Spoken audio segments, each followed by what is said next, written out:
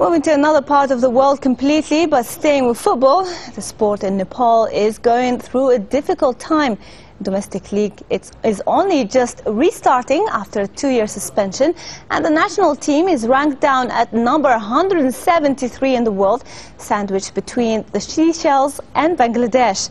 But football is still the most popular sport in the country, and there is now a concerted effort amongst both the men's and women's game to put the bad times behind them.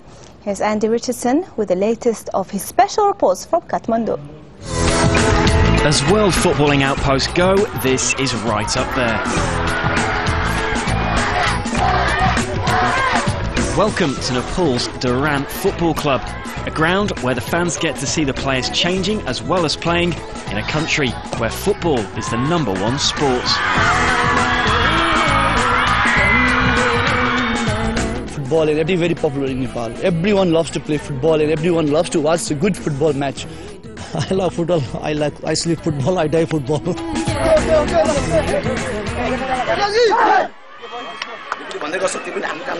Durand FC are hosting the Nepal Police Club, widely considered to be the best team in the country.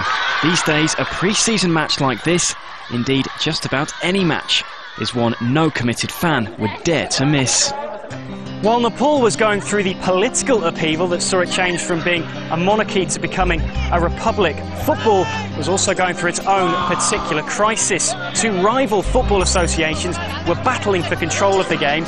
It resulted in a split amongst the clubs and the suspension of league football for close to 2 years. It's only very recently that tournaments like this have been able to restart. As ever, it was the innocent bystanders, the supporters and the players who were hardest hit. Now at last, some new fans can get to see what all the fuss was about. Politics should never interfere with football. When football was suspended, it was terrible. We were all desperate to watch a match.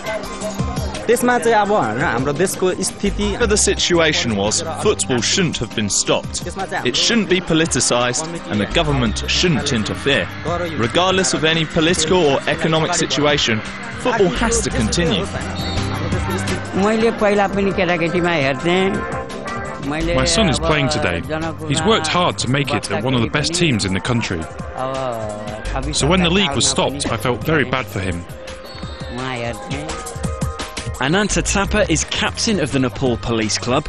He says the game in his country is only just starting to recover from its 2-year hiatus. That was really frustrating. All the players, they were really frustrating. They really wanted to play. All the players from our country, they really want to play. They are the people of our country, they love football. There is a football in their blood. They want to play football, but the situation was very terrible.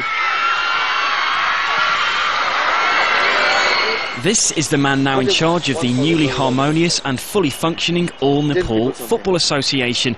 But he too comes armed with a substantial list of complaints. If you see the under 13, under 14, youth teams, excellent, we have a team. But after that, because of the financially, we cannot give them more exposure. We cannot send them abroad to have a play. So that is the reasons, if all the things supported by the government, by this our project, definitely Nepal can be one of the best team in Asia. And nowhere is that lack of investment more obvious than at the sadly neglected National Stadium. This is the Dasrat Stadium in the middle of Kathmandu. It may look like a relic from a former time, but believe it or not, this is still the biggest stadium in the country, and it's where the national team plays the majority of its games. Its rather dilapidated, run-down nature, sadly reflective of the recent history of Nepalese football. Women's football has been even worse hit. A lack of funding means they've been unable to play an international match for 5 years. And right now, there is no domestic league. Since women's football is just coming up, it's just sprouting, we are just crawling, let's say. So in this context, I think it will take some time for us to organize the league. If we get to have women league like men's league, it will be more promoted, and we expect more sponsors. Like, if you cannot show any game, then how will the business houses sponsor us? For players who've often come from poor families and had to get over religious and cultural traditions just to join a team in the first place, the league's rebirth can't come soon enough. I've been playing ever since I was at school, but because I come from a poor family, they don't support me. I have to pay it my own way.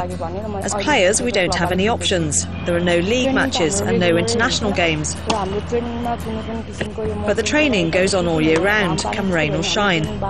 If a league and more matches are organised, then I'll stay in football. If not, I'll have to look for another future. And while for the women, lining up for an international remains a dreamy ambition, for the men actually playing at that level, reality can be a painful bedfellow. It's not often I find myself looking down at an international goalkeeper, but Bikash Malla is the #1 for his country. He's seen firsthand how the clubs and the national side have suffered.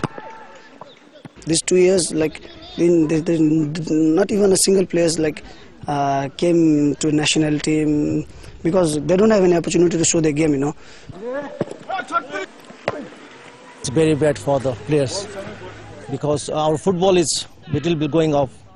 Then when we stop the league, then automatically will go down, maybe 5-10 years. But despite all the problems, such is the passion and enthusiasm for football here. Just about everyone you talk to believes better times are on their way. Due to the globalization of this world, we are getting opportunity to see each and every game of English Premier League. We can see the game of Man U, we can see the game of Chelsea, Arsenal, so we can learn a lot from it and we can use it in our game. So it doesn't frustrate, but despite it encourages me just to play football and just play like them. We say it's never too late. You know, I think a day will come that we will be strong enough to play in the international matches. For the men to have a flat pitch to play on, for the women to have a league to play in, and for the fans to have regular games to watch. Just now, nothing in Nepalese football, not even the sound systems, can be taken for granted. Andy Richardson, Al Jazeera, Nepal.